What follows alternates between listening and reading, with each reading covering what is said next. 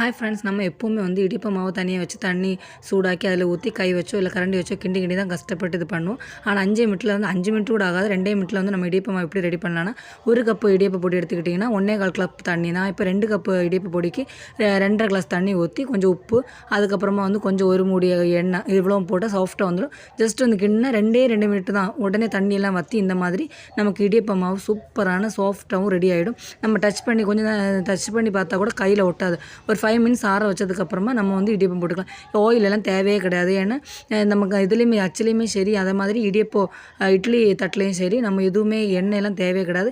ஏன்னா இது கரெக்டான பாத்திரலான மாவானதுனால இது ஒட்டியே பிடிக்காது. நம்ம இடியப்பெல்லாம் பிழிஞ்சு வச்சதுக்கப்புறமா கொஞ்சம் தேங்காய் அதுக்கு மேலே தூவி எல்லாமே வந்து வேக வச்சு எடுத்துடலாம். 5 மினிட்ஸில் நமக்கு இடியப்பம் ரெடி ஆகிடுச்சு. ஆவி வந்தோடனே ரெடி ஆகிடும். பாருங்கள், இந்த இட்லி தட்டில் வந்து ஒட்டவே இல்லை. சூப்பராக வந்து இலை வந்துடுச்சு. சூடாகவே ஆற வைக்க கூட இல்லை, சூடாகவே இலை வந்துடுச்சு. இப்படி நீங்கள் ட்ரை பண்ணி பாருங்கள். பாய்.